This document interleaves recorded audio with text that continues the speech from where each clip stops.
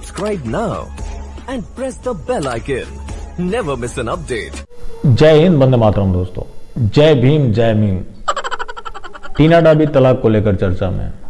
हालांकि ये पहली बार चर्चा में नहीं है, सिलेक्शन के दौरान भी चर्चा में रही, शादी को लेकर भी चर्चा में रही, भीलवाड़ा में जो अच्छा काम किया कोरोना के दौरान उसको लेकर भी चर्चा में रही, और आज फिर तलाक को लेकर चर्चा में है। सिलेक्शन की अगर इनकी हम बात करें तो ये सबको पता है कि ये 2015 बैच के आईएएस ऑफिसर हैं और इनका ऑल इंडिया रैंक 1 था। उस दौरान प्रीलिम्स में इनसे ज़्यादा नंबर लाने वाले अंकित श्रीवास्तव, जिनका सिलेक्शन तक नहीं हो पाया था, उन्होंने फेसबुक पोस्ट जारी कर अपना दर्द साझा किया था। खैर, वो रिजर्वेशन का मामला है, वो आज हमारा टॉपिक नहीं है। दूसरा रैंक लाया अतहर आमिर, जो कश्मीर का रहने वाला है। उस दौरान दोनों में नज़दीकियां बढ़ी, फिर इन्होंने शादी करने का फैसला किया और दोनों फैमिली कंसेंट से ये शादी हुआ। उस समय जो ये हमारा सेकुलर और लिबरल गिरोह था वो जश्न मना रहा था और इसे गंगा जमनी तहजीब की मिसाल बता रहा था। गंगा जमनी की हम खिलाफत नहीं करते, क्योंकि गंगा भी हमारी है, जमुना भी हमारी है, लेकिन हम खिलाफत किसकी करते हैं? इस फ्रॉड तहजीब का। उस समय बरखा दत्त ने ट्वीट करते हुए लिखा कि आप दोनों का प्यार भारत के बारे में बताता है। तो दूसरी तरफ राहुल गांधी, जिसने लिखा कि आपका प्यार समय के साथ बढ़ता रहे। इस इंटॉलरेंस और कम्युनल हटरेट के समय ये लोगों के लिए प्रेरणा देगा। तो उधर हिंदू महासभा इसके विरोध में था, तो कुछ लोग इसे दलित मुस्लिम एकता का गठजोड़ बता रहे थे और ये बताया कि ये शादी मील का पत्थर साबित होगा। लेकिन आज वो लोग कहीं नजर नहीं आएंगे, क्योंकि खबर ऐसी आ रही है कि फेविकॉल की भारी कमी आई है, सबने पर्याप्त मात्रा में पी रखी है, और उधर बर्नॉल की भी शॉर्टेज है, क्योंकि सबकी जली पड़ी है। अब वो क्या तर्क दे रहे हैं कि ये नॉर्मल तलाक है, जैसा औरों के बीच में भी होता है। तो ये नॉर्मल तलाक का मामला बिल्कुल भी नहीं है, क्योंकि पहले उन्होंने लिखा टीना डाबी खान, डिलाइट्स कश्मीरी बहू। इनकी शादी की बात करें तो उसमें कई नामचीन हस्तियां भी आई थी। फिर 26 मार्च 2020 को इन्होंने अपना खान सरनेम हटा लिया और ये कश्मीरी बहू भी टैग हटा लिया और एक पोस्ट डाला, सब सुख लय तुम्हारी सरना, तुम रक्षक काहू को डरना, जय श्री राम। इसका सीधा मतलब था कि जो इनकी प्रीवियस आइडेंटिटी थी उसको लेकर इन्हें टॉर्चर किया जाता था। तब तो अचानक भगवान श्री राम याद आए, बजरंग बली याद आए, वरना ये जय श्री राम का नारा तो ये कम्युनल माना जाता है इस देश में। अगर किसी ने जय श्री राम बोल दिया तो वो सबसे बड़ा कम्युनल है। ये जो घटनाएं हुई, इसके पीछे मैं अतहर आमिर को गलत नहीं मानता, क्योंकि सांप की प्रजाति होती है काटना। आपने ये उम्मीद कर ली कि वो काटेगा नहीं, तो ये आपकी गलती है, उसकी गलती नहीं है।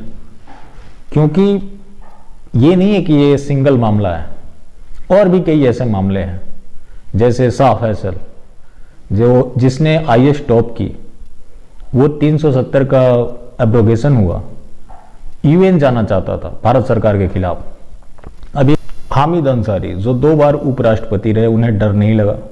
जब वो कुर्सी से उतरे उन्हें अचानक से डर लगने लगा और इस देश में इंटॉलरेंस दिखने लगा। उन्होंने ताज़ा बयान दिया कि इस भारत में कोरोना के अलावा 2 महामारी है, धार्मिक कट्टरता और प्रखर राष्ट्रवाद। धार्मिक कट्टरता कैसे बढ़ जाती है?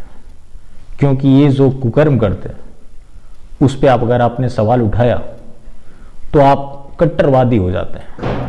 ये ज़मीन जिहाद करे, लफ्ज़ जिहाद करे, जनसंख्या जिहाद करे, कोरोना जिहाद करे, यूपीएससी जिहाद करे, या जो मर्जी करे, बस आपको सवाल नहीं उठाना है, तब तक आप सेकुलर हैं।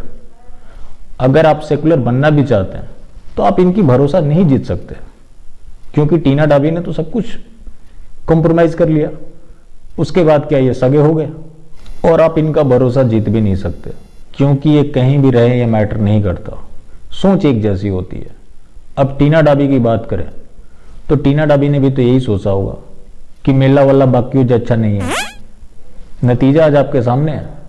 उस समय हिंदू महासभा ने इसका विरोध किया था, लेकिन उनकी कौन सुनता। वो तो उन्मादी संगठन है, क्योंकि जो अपनी कल्चर की बात करे, आपको सही बात बताए, वो उन्मादी हो जाता है। और सेकुलर लिबरल गिरोह जो इस देश की बर्बादी चाहता है, वो आपके साथ कुछ गलत होगा तो वो जश्न मनाएगा, और जब उसकी पोल खुलेगी तो ये चुप्पी साध लेगा या तो फिर उसे डिफेंड करने बैठ जाएगा। फिर भी जो हुआ सो हुआ। टीना डाबी लकी रही, क्योंकि इन्होंने शादी स्पेशल मैरिज एक्ट के तहत की थी, वरना अगर इन्होंने निकाह किया होता तो ये तो बंद के रह जाती, क्योंकि वो तलाक भी नहीं देता और दूसरी तीसरी चौथी भी शादी कर सकता था, क्योंकि उन्हें अलाउ है। शरीयत एक्ट 1937 अभी भी ऑपरेशनल है। और जो नॉर्मल लड़कियां शादी करती है तो इनके निकाह भी 3 तरह के होते हैं, रेगुलर, इरेगुलर एंड वॉइड। उनकी निकाह ही वॉइड होता है, क्योंकि माँ बाप तो प्रेजेंट होते नहीं है, जबकि सुप्रीम कोर्ट का गाइडलाइंस है कि ऐसे कंडीशंस में औरत का तो राइट होता ही नहीं है अगर किसी मुस्लिम लड़के से शादी करता है तो। हाँ, उस लड़के का लड़की के बाप की जायदाद में हिस्सा है। अगर लड़की की बात करें तो उसका तो राइट है नहीं, ऊपर से उसके लड़के का भी राइट नहीं है अपने बाप की संपत्ति में। उसके बाद भी लड़कियां निशाना बन रही हैं, और ये आईएएस ऑफिसर है तो ये बच गई। लोग भी ये बात बोल रहे हैं, वरना किसी सूटकेस में पाई जाती है। और ये नहीं है कि इस मामले को आप आइसोलेशन में देख के इग्नोर कर सकते हैं, हर जगह यही मामला है। एक राजस्थान का भी मामला आया था, दोनों फैमिली ने राजी खुशी से शादी की थी। नतीजा ये रहा कि 1 साल बाद वो लड़की सूटकेस में मिली थी। और इस तरह की प्रवृत्ति का जन्म क्यों हो रहा है? क्योंकि हर किसी के माइंड में एक चीज़ बैठा दिया गया कि हम शादी का निर्णय खुद लेंगे। हम उससे कैसे शादी कर सकते हैं जिसे हम जानते तक नहीं। उसी का परिणाम है इस तरह की घटनाएं। आप कहीं भी शादी करते हैं, अगर आपके माँ बाप की कंसेंट नहीं है तो इस तरह के प्रॉब्लम तो आने ही है, क्योंकि उसके बाद लिमिटेड चांसेस रह जाते हैं। अब इनके केस में आगे क्या होता है, क्योंकि दोनों ने तहरीर दे दी है कि दोनों आपसी सहमति से तलाक लेना चाहते हैं, तो तलाक जैसे मामले नॉर्मल कंडीशन में तो नहीं लिए जाते। कंडीशन ये हो जाता है कि दोनों एक दूसरे के साथ बिल्कुल ही नहीं रह सकते, तभी लोग तलाक लेते हैं। खटपट तो हुआ ही होता है, और ये तो पहले से ही चल रहा था। और जब हुआ था तब भी पता था कि ये तो होगा ही, और आज ये कह सकते हैं ये तो होना ही था। फिर मिलते हैं। अगर आपको पसंद आई हो तो ज़्यादा से ज़्यादा लोगों तक शेयर करें। जय हिंद।